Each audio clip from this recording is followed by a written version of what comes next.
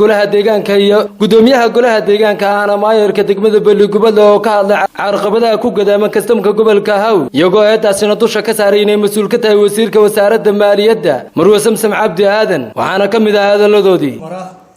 magaalada Beligubadle waxaa naas abaarsood loo geeyay intoo laga kaxeeyay airportka waxaanu aragnaa sifo qaldan haddii cashuur dhaaf loo sameeyay hal la geeyo oo aan sidii ay ahayd loo cashuurin laakiin maadaama sidii ay ahayd loo cashuuray waxa loo geeyay halkaasi sifo qaloocan bay noola muuqataa waxaanu leenahay wasiiradda maaliyadda kastamkan waxa samaysatay dawladda waxaana loo sameeyay sifo sharci ah in wax loogu cashuuro haddii sifihii sharciga ahaa laga leexiyo cashuuraadka soo mara waa wax qaldan ciddii samaysay baana dembigaa leh marka sidii ay tahay loo cashuuray waxyaabo kale in lasoo dhexgeliyaa ma habboona lagana la dagaalamo deegaanka degmada Beligubadle cashuuraadka iyo dakhliga ay u soo xareynaysa dawladda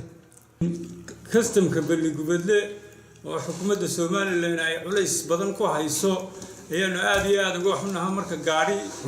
gaari jaada la soo mariyo ay culays badan saarto taas oo marka gaariga xalayto halkan lagu cashuuray iyadoo checking uu qabtay haddana la geeyay naas abaarso taa macnaheedu waxaan u aragnaa marka la leeyahay kastamkani ma shaqaynayo inaan Soomaaliland ka tirsaneen baan u aragnaa cashuuray isagoo cashuuran inta kala bayd la geeyay airportka laga kaxeeyay taas oo xukuumaddu halkan yahay kastam dawladeed oo shaqaale joogo oo maamul joogo laakiin si qaldan loo kaxeeyay lagana la dagaalamayo degmadan Beligubadle ama gobolkan Haw oo kolka horeba wax ka tirsanayay xukuumadda oo ay ka gaabisay xagga abaaraha oo ay ka gaabisay xagga biyalaanta oo ay ka gaabisay baan ku yiri xaggii xuquuqda ay dadku ku lahaa oo aan aad u tabin ayaa maantana waxa dhacday in lagala dagaalamo halkii gaari ee jaadka ahaa ee maamulkii kastamku cashuuray in lagu soo xiro kala bayd cadaalad darro aad iyo aad u ballaaran ayaa ka dhacday waxaan leenahay xukuumaddu ha ka soo jawaabto doorashada way ka doortaan hadda odayaashina inaan ku hadla xaq baan u leenahay anagu dadka TV ku dheereeyay mani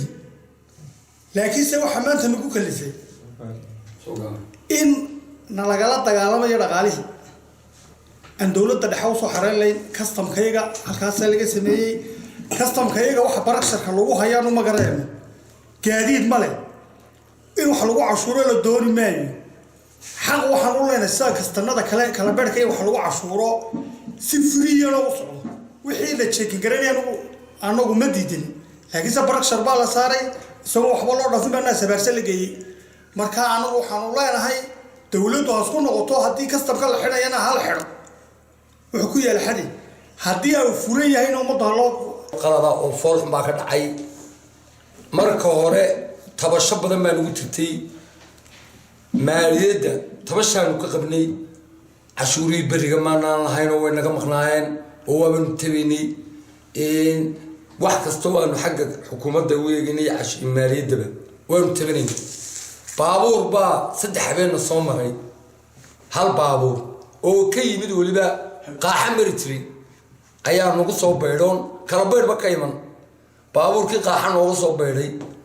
markii uu beedhay controlkii Hargeysa laga duway waxa la geeyay abaarso waxaanu leenahay halkaasi xukuumaddu gobolku la mid yahay gobolada loo baxay wax laga diiday loo tartamayo ka mid yahay haddii gobolkii cabiro la saaro oo gaari loo ogolaan waayo dabalaarka duba loogu noqdan leh oo noo soo maray hal baabuur halka baabuur oo cashuur toos loo cashuuray wax loo dhaafin aan jirin anigu waxaan maayirkii oo ka wakiila gudoomiyaha golaha deegaanka waxaan leeyahay wasiirka Samsam Cabdi Aadan oo wasiirka maaliyadda kastamka Beligubadle وشرع بقى لو لسي دولة الحال لسي وحلو لسي وحلو عشورة ككلابين نساس اللي قبل لسي لو دورت اسكميسها أكو هذا ما لسه قاري حالها كان لو عشورة أنت إيربورت رايك حيوم على الميزان كي لا تيجي إن لقي الناس عارسو وحنا تعدي عد أو اللي هاحب بكسر وبرير أو وضع قارك وحنا قارك دولة الحاد اللي هذا كسر شرعي ما هو وحمر وعشوري كعاجة فقد صار هاوت ماتو لا إذا هذا كسر شرعي يحين عشوري وستوين عشورتيسي تقول أنت رايك حيار بركين لا سر برسلك يو شاسكي وجبتو وافرتها من ملك سودايو أنا وحنا ورنا حدا دفر وأنا كنت أقولنا إلا هي بالحوينا مقارسيننا وحنا لنا هاي أنا وأرجو حسبك كل مياه dadka yaan la kicin baan leeyahay iminka magaalada way kacsantay waan dadsinay waxa la leeyahay xisbigii kulmiye ma uu inoo quud leeyahay gaariga kaliya soo maray meesha alcasuuray doorashan uu naga doonaya waxaan walaalaha dadka shacabka waxaan ku nistajiya xukuumaddu xukuumaddiini xisbigiini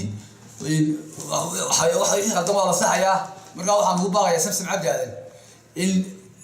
kastamku uu gaariga uu soo marayo sharcina waa loo casuuray sharcina inuu ku tago laakiin aan ciidanku aanu ku tacadiin oo la geyn deedna sabaso inta halka laga qabto wixii soo maraa aba gaariga aan balaba haaday in labada kastamna waa isku mid kala bariya ka wadee marka waxaan leeyahay aan ku soo baaq ugu soo yani fariiqo maraya media in ummadda tacadiga laga daayo